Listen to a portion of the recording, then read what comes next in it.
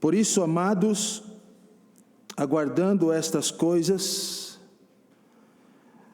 procurai que deles sejais achados imaculados e irrepreensíveis em paz, e tende por salvação a longanimidade de nosso Senhor, como também o nosso amado irmão Paulo vos escreveu, segundo a sabedoria que lhe foi dada. Falando disto, como em todas as suas epístolas, entre as quais há pontos difíceis de entender, que os indoutos e inconstantes torcem, e igualmente as outras escrituras, para a sua própria perdição. Vós, portanto, amados, sabendo isto de antemão, guardai-vos de que, pelo engano dos homens abomináveis, sejam juntamente arrebatados, e descaiais da vossa firmeza. Antes crescei na graça e conhecimento de nosso Senhor e Salvador Jesus Cristo. A Ele seja a glória, assim agora, como no dia da eternidade. Amém. Vamos orar. Senhor Deus e Pai, obrigado pela oportunidade que temos de meditarmos na Tua Palavra essa noite. Que o Teu Santo Espírito nos anime e nos ajude a mantermos firmes na fé que de uma vez por todas foi entregue para nós, por meio dos nossos antepassados, apóstolos, servos que serviram, que escreveram, e que essa doutrina, essa fé, chegou aos nossos dias, embora muitos tenham a distorcido, mas que nós sejamos firmes na verdade da Tua Palavra. Que o Teu Santo Espírito, Deus, fale conosco por meio dessa mensagem esta noite. Nós oramos agradecidos em nome de Jesus. Amém. Podemos assentar, irmãos. Eu quero compartilhar um pouco com os irmãos sobre os perigos do relaxamento com a fé. Os perigos do relaxamento com a fé. Falando em fé, primeiro nós precisamos entender que na palavra de Deus, a fé ela tem ou pode ter alguns significados diferentes dentro do contexto em que a palavra se encontra. Fé, dentre os significados, os dois mais comuns é aquela fé de convicção, de crença na pessoa de Jesus Cristo para a salvação. Quando a fé aparece desse jeito na Bíblia, o contexto revela. Ela mostra que a fé ali tem a ver com uma convicção salvífica. Um outro significado da palavra fé na Bíblia é a fé que tem a ver com o conjunto de doutrinas que foi entregue. Tudo aquilo que envolve a doutrina cristã, que envolve a crença no Senhor Jesus Cristo, no sentido de entender a verdade que Ele nos deixou, a doutrina dos apóstolos, essa ideia de fé tem a ver com a doutrina, com conjunto, com a palavra deixada para a igreja. Quando Pedro escreve essa epístola, em especial no texto que nós lemos, Pedro ele está fazendo uma exortação, e essa exortação é a exortação em favor da diligência. A ideia da palavra diligência significa agir com sobriedade, significa ser cuidadoso com aquilo que nós temos em mãos, dar devida importância para aquilo, no sentido aqui a palavra, o conjunto de doutrina que nós recebemos. Então, quando Pedro escreve, ele diz assim: queridos, sejam diligentes, sejam firmes, sejam convictos da fé que vocês possuem, do conjunto de doutrina que foi entregue para vocês, porque existem homens maus penetrando dissolutamente na igreja para distorcer, ou pelo menos para tentar distorcer a verdade que foi entregue. Então sejam firmes. Pedro faz uma exortação à diligência. 2 Pedro, capítulo 1, versículo 10, diz assim: portanto, irmãos, procurai fazer cada vez mais firme a vossa vocação e eleição, porque fazendo isso, nunca jamais tropeçareis. Palavra cada vez mais firme traz essa ideia de diligência e de permanência, de não se desviar daquilo que foi entregue e lutar e defender isso. Então existe aqui, irmãos, um contraponto entre diligência e relaxamento. Diligente é aquele que preserva, é aquele que luta em favor de algo, do conjunto de doutrina, da fé.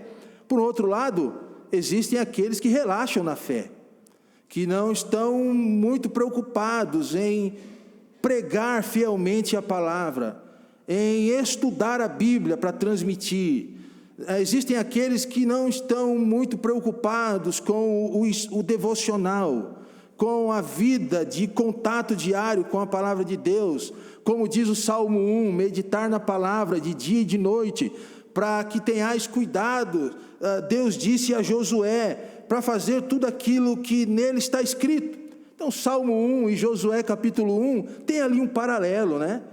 Entre observar a lei para ser frutífero, e Deus depois diz lá para Josué, não temas, nem te espantes, faça de tudo para preservar, para seguir a palavra, não se desvie nem para a direita e nem para a esquerda. Parece que existem pessoas, inclusive pregadores, inclusive pessoas, oráculos, gente que transmite a palavra nos dias de hoje, que não estão muito preocupados com essa importância de guardar a palavra, de estudar a Bíblia, texto dentro do contexto, olhar para quem que foi escrito, por que foi escrito, entender o que realmente a Bíblia quer dizer e transmitir isso. Parece que tem pessoas que estão relaxando na fé, tanto nos púlpitos, como aqueles que estão nos bancos. Logicamente eu não estou aqui generalizando, eu estou dizendo que parece que existem pessoas. Não estou dizendo que você é assim, eu estou dizendo de algo que nós temos contemplado. Nós vemos isso na TV, nós vemos isso em diversos grupos por aí. Enfim, pessoas que estão distorcendo a verdade que é absoluta da palavra de Deus, por aquilo que eles pressupõem em sua própria mente e em seus próprios corações. O nosso desafio, irmãos, é nós sermos diligentes quanto àquilo que nós pregamos, quanto àquilo que nós ouvimos e quanto à nossa vida de devocional e de estudo da palavra, quando nós estamos fora desse ambiente do templo e da igreja que aqui se reúne. Portanto, a verdade que eu quero trazer para nós essa noite é a seguinte: é que o relaxamento na fé, pensando em fé aqui em conjunto de doutrina, de verdade, leva ao abandono da piedade. Então, se você abandona a fé, se você não dá devida importância para a palavra, se você não estuda diligentemente, se aqueles que transmitem não fazem isso com piedade, vai haver um abandono da verdade nas suas vidas. Então, piedade é tudo aquilo que envolve a vida cristã, a vida com Deus. E essa ideia de defender a verdade, irmãos, de permanecer na verdade, faz parte da vida de piedade, que tem a ver com santidade e tem a ver com vida na presença do Senhor. Então, quando há o abandono da piedade, existem outras duas facetas que elas são também abandonadas. A primeira delas é que quando há o abandono da piedade, porque relaxou na fé, a santidade, face à iminência da volta de Cristo, também é abandonada. Versículo 14, Pedro diz assim: por isso, amados, aguardando estas coisas, procurai que dele sejais achados imaculados e irrepreensíveis em paz. Quando Pedro começa o versículo 14, ele começa com um conectivo, que é o por isso. E essa conexão no início da frase nos leva para o contexto anterior. Ele diz, por isso, amados, mas por isso o quê? É a pergunta aqui. Aí nós precisamos ler os versículos anteriores para entender o que tem a ver o por isso. No versículo 12 ele diz, aguardando e expressando-vos para a vinda do dia de Deus, em que os céus em fogo se desfarão e os elementos ardendo se fundirão. Mas nós, segundo a sua promessa da volta de Cristo, aguardamos o que, irmãos? Novos céus e nova terra em que habita a justiça. E daí chega no versículo 14, por isso então, amados, aguardando estas coisas, eventos escatológicos e eventos que envolvem a volta de Jesus, o futuro, permaneçam na vida de santidade, porque iminentemente, logo, sem avisar, de forma repentina, Jesus Cristo está voltando, Ele está às portas. Então nós temos aqui Pedro dizendo, por isso, ou por esta razão, permaneçam em santidade, permaneçam atentos à verdade. Por que que Pedro exorta os irmãos a fazerem isso? Porque existia falsos mestres oportunando a igreja. O próprio texto que nós lemos, ele fala disso. No versículo 17, vós, portanto, amados, sabendo isso de antemão, guardai-vos de que, pelo engano dos homens abomináveis, sejais juntamente arrebatados da graça, da verdade, e descaiais da vossa firmeza. Falsos mestres estavam entrando com a sua astúcia na igreja e deturpando a verdade. E aliás, na história da igreja, irmãos, os falsos mestres sempre tentaram distorcer a verdade. Sempre. Por exemplo, Judas, escrevendo a sua epístola no capítulo 1, algo estava incomodando tão profundamente Judas e a igreja, que Judas iria escrever sobre um determinado assunto para os irmãos, e de repente ele decide mudar o assunto da sua epístola. Olha o que diz Judas aqui no versículo 3, amados, procurando eu escrever-vos com toda a diligência acerca da salvação comum, era isso que ele ia escrever. Ele diz assim agora, tive por necessidade escrever-vos e exortar-vos a batalhardes pelo conjunto de doutrina, pela fé, que uma vez foi entregue aos santos. E aí no versículo 6, ele diz o porquê ele vai escrever aquilo. Porque se introduziram furtivamente, dissimuladamente, alguns aos quais já antes estavam escritos para este mesmo juízo, homens ímpios que convertem em dissolução a graça de Deus e negam a Deus, o único dominador e Senhor nosso, Jesus Cristo. Eles estavam deturpando a verdade, estavam deturpando a doutrina de Cristo. E é interessante que os falsos mestres, Judas usa a palavra aqui, furtivamente, né? No versículo 3, se introduziram no versículo 4, furtivamente. Uma outra tradução que poderíamos fazer aqui é dissimuladamente. Essa palavra dissimuladamente traz aquela ideia das pessoas que vão para algum lugar e porque querem tirar daquele lugar, daquele país, algo que não pode ser tirado, dissimuladamente eles escondem. Por exemplo, o pessoal vai para o Paraguai E todo mundo sabe que lá no Paraguai você pode trazer alguma coisa dentro de um parâmetro de gasto. Depois daquilo, se torna algo furtivo, proibido. Se passar lá na alfândega lá, e estiver fora do permitido, os guardas pegam, é ou não é? Não passa. Não passa. Só que o que as pessoas fazem? Escondem no sapato, escondem na bota. Eu conheço até gente que vai com um carro com pneu careca, chega lá, troca os pneus e sai com os pneus novos no carro. É errado, é pecado se alguém faz isso, mas tem a ver com dissimulação, furtivamente, é tentar entrar e sair passando uns panos, parecendo que está normal e não está. E a palavra aqui, furtivamente, dissimuladamente, diz que os falsos mestres, eles entram sem parecer que são falsos mestres. Parecem ovelhas, mas são lobos. E começam a deturpar a doutrina. Isso era tão comum na vida da igreja do Novo Testamento, que quando Paulo escreve aos Gálatas, ele diz assim: irmãos, ainda que um anjo desça do céu, pregando um outro evangelho,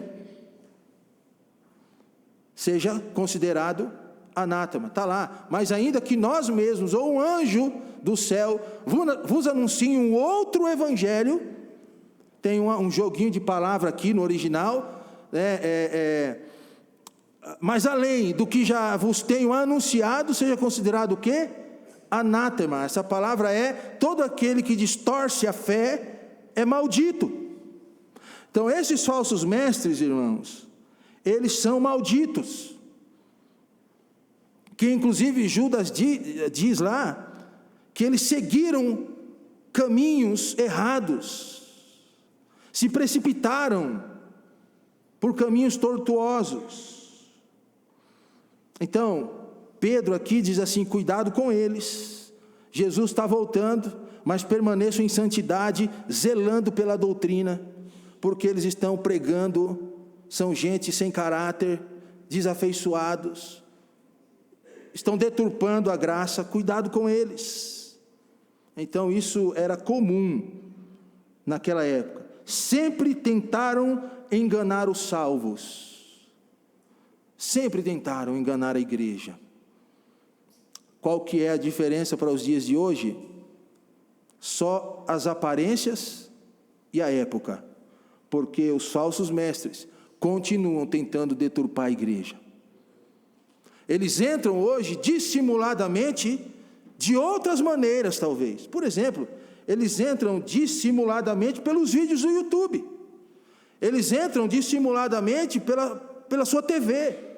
Eles entram dissimuladamente por cada forma. Eu não quero citar nomes aqui, irmãos, estou evitando isso, mas entram dissimuladamente de maneiras diferentes na sociedade. É preciso cuidado. Então é preciso cuidado para quem nós ouvimos, o que nós ouvimos, quem são os pastores que entram na nossa casa pela TV, pela internet, o que os nossos filhos estão ouvindo. Às vezes estão sendo discipulados por um falso mestre em casa, e pelo pastor aqui na igreja não dá certo, não tem liga. Mas às vezes acontece isso, nossa casa está sendo discipulada por um falso mestre, e aí gera um monte de dúvida na cabeça, um monte de questões, e faz um salseiro só, e aí as pessoas já não sabem mais o que crer, começam a questionar a sua própria fé. Às vezes os falsos mestres batem na tua casa, abrem a Bíblia e leem o grego. Eu já presenciei, irmãos, gente de igreja que conhece a verdade, tomando banho de grego de um falso mestre, que bateu na sua casa e abriu o grego, e começou a falar o grego para ele, leu o grego, e ele não sabia como responder. é preciso cuidado, é preciso diligentemente batalhar pela fé. Isso envolve santidade. Mesmo que Jesus Cristo esteja voltando, é preciso diligência nessa questão, irmãos. Vamos zelar pela palavra, pela verdade, que é absoluta. Não existe várias verdades, apenas uma verdade. Jesus Cristo é o Senhor e ponto final. Não existe salvação fora de Cristo e ponto final. É céu e inferno. Não existe céu intermediário. Paraíso não é aqui e nunca será. A alma não é aniquilada, ela permanece depois para a eternidade.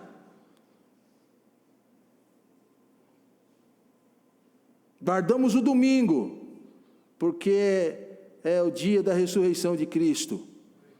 E foi assim que os apóstolos fizeram e as igrejas também fizeram no Novo Testamento. Morremos e lá permaneceremos no céu, e aqueles no inferno. Quem está lá não pode passar para cá, e quem está do outro lado também não pode passar para o outro para lá. Nem daqui para lá, a não ser pela morte ou pelo arrebatamento, e nem de lá para cá. Não existe o caminho assim, não existe reencarnação, não existe voltar encarnado numa cobra, numa vaca, num cachorro, ou numa outra pessoa. Só existe uma verdade: ao homem está ordenado morrer uma só vez, vindo depois disso, e ponto final. Nós cremos piamente, como diz João 1:1, que no princípio era o Verbo estava com Deus, e o Verbo era um Deus. Amém, irmãos? Amém não? Está errado. Porque é assim que diz uma Bíblia de uns por aí. É que nós cremos que no princípio é o Verbo estava com Deus, e o Verbo era e é Deus, não um Deus, não existe outro Deus além de Cristo, só Ele é Deus. A partir do momento que eu coloco um, é um numeral, é possibilidade de ter outro igual, e não há. Por isso existe a necessidade iminente de batalharmos pela fé, por uma vida santa na palavra. Jesus está voltando, irmãos, mas vamos permanecer firmes, sem abrir mão do Evangelho. O relaxamento na fé leva ao abandono da piedade, da vida de santidade, face à iminência da volta de Jesus. Mas também leva ao abandono do ensino bíblico, face às investidas dos falsos profetas. 17-18, vós, portanto, amados, sabendo isso de antemão, guardai-vos de que, pelo engano dos homens abomináveis, sejais juntamente arrebatados, ou descaiais da vossa firmeza no Evangelho, na palavra. Antes crescei na graça e no que, irmãos? Conhecimento de nosso Senhor e Salvador Jesus Cristo. A Ele seja a glória, assim agora, como no dia da eternidade. Amém. Mais uma vez, interessante, quando, volta um slide, por favor, irmão. Ali Pedro escreve, e ele diz assim: vós, portanto, amados, sabendo isso de antemão, guardai-vos. Essa palavra significa preservar, proteger, criar um campo, uma barreira de proteção. Ele diz: guardai-vos, se protejam do quê? Do engano dos homens abomináveis, e cuidado para que vocês não sejam arrebatados por eles, por suas falsas doutrinas e descaiais da vossa firmeza. Pedro diz assim: não abram mão do verdadeiro ensino bíblico, face às investidas desses falsos profetas. Se alguém ensinar um evangelho que não cabe na Bíblia, o que fazer? Versículo 18, aí o próprio Pedro responde, que diz assim: cresçam, porém, agora sim o próximo slide, irmão, por favor. Antes, crescei na graça e no conhecimento do Senhor e Salvador Jesus Cristo.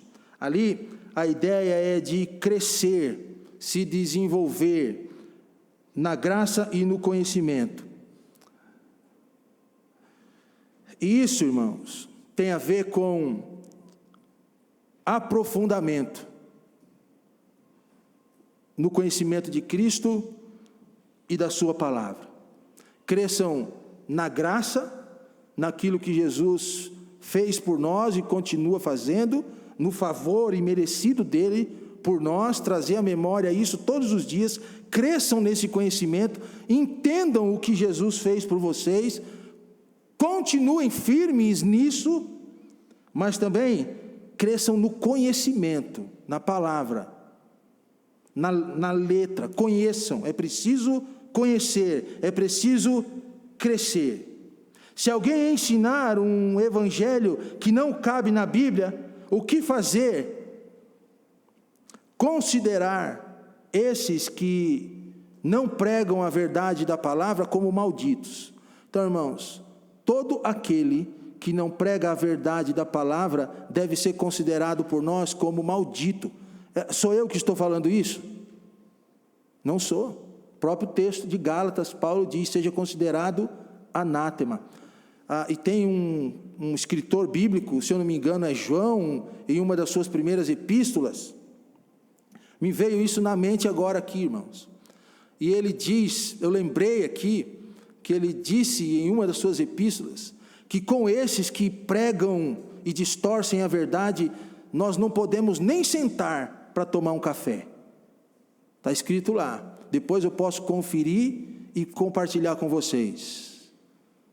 Tão sério, irmãos, que é esse distorcer a palavra. Sabe que é uma grande responsabilidade, irmãos, o ensino bíblico. Sabia disso? Que inclusive o Senhor fala que nós daremos contas diante do Senhor de toda palavra frívola que sair da nossa boca. Então, essas pessoas que estão distorcendo a palavra, que nós não devemos nem sentar à mesa com ele. Você vai procurar lá, não vai estar escrito café, tá, irmão? Mas vai estar escrito que nós não devemos nem sentar à mesa com eles. Sejam considerados anátemas, malditos, e eles darão conta diante do Senhor por toda a palavra. Inclusive, irmãos, nós, eu, pastor Carlos, pastor Rômulo, qualquer outro pastor que assumir o púlpito e pregar aquilo que a Bíblia não está dizendo, nós daremos conta ao Senhor um dia. Por isso a seriedade do ensino bíblico, de uma igreja bíblica, de uma pregação bíblica. Aliás, pregação bíblica está caindo de moda, é ou não é? Ou melhor, pregação antibíblica está entrando em moda. Você não vê mais quase exposição nos púlpitos hoje. Você vê mensagens muito de autoajuda, coach e tudo mais. Mas, irmãos, cuidado com isso. Olha a exortação da palavra. Nós precisamos permanecer firmes no ensino bíblico, face às investidas do falso profeta, ou dos falsos mestres. Não nos preservarmos em qualquer verdade, mas na verdade de Cristo. Então não existe qualquer verdade, existe a verdade de Cristo. Como que você conhece a verdade de Cristo? Olha, discipulado de 8 aulas, daqui a pouco está começando mais uma turma Vem com a gente, vem conhecer, vem estudar. Olha lá, mas agora vos escrevi que não vos associeis com aquele que, dizendo-se irmão, for devasso, avarento, idólatra, maldizente, ou beberrão, ou roubador. Com tal ainda nem comais, nem sentai à mesa, nem tomar um café, nada. Está proibido. Não falam a mesma língua, distorcem a Bíblia, são maldizentes. Então, irmãos, vem com a gente estudar a palavra do Senhor. Permaneça firme nos cultos. Faça o seu devocional bíblico diário. Aprofunde-se na Bíblia. Dê crédito para o ensino da Bíblia para a sua vida. Preste atenção, porque é isso que vai te preservar daqueles que estão aí fora pregando doutrinas erradas, doutrinas de demônios. Quando o ensino bíblico verdadeiro está sendo pregado, você tem que prestar atenção. É igual a ilustração que eu contei aqui para os irmãos uma vez, do menino que quando o pastor pregava, ele tampava um lado do ouvido. Já ouviu essa ilustração? Por quê? Porque ele queria uma ilustração realmente que a palavra entrasse pelo ouvido e não saísse pelo outro e ficasse no coração. É isso que protege as nossas vidas. É firmeza na palavra, firmeza na doutrina. Versículo 18, eu quero encerrar a mensagem essa noite, para nós passarmos para a ceia do Senhor, lendo esse texto. Antes, crescei na graça e no conhecimento de nosso Senhor e Salvador Jesus Cristo, a Ele seja a glória, assim agora como no dia da eternidade. Uma pergunta é, a Ele seja a glória. Nesse contexto, como que o Senhor Jesus será glorificado? A partir do momento que nós formos diligentes para com a palavra, o Senhor Jesus vai ser glorificado, a glória vai ser dada a Ele. Então, dê importância para a palavra do Senhor na sua vida. O relaxamento na fé leva ao abandono da piedade de duas maneiras: abandonando a santidade, face à iminência da volta de Cristo. Em segundo, abandonando o ensino bíblico, face às investidas dos falsos mestres. Então, que o Senhor nos ajude a permanecermos firmes e preservando sua palavra até que Ele volte. Que a mensagem de Cristo seja anunciada sem distorções desse púlpito até que Ele volte. Porque não existe outro meio de salvação a não ser pela verdade que é Cristo. Simples e pura como ela é. Baixe sua cabeça, vamos orar.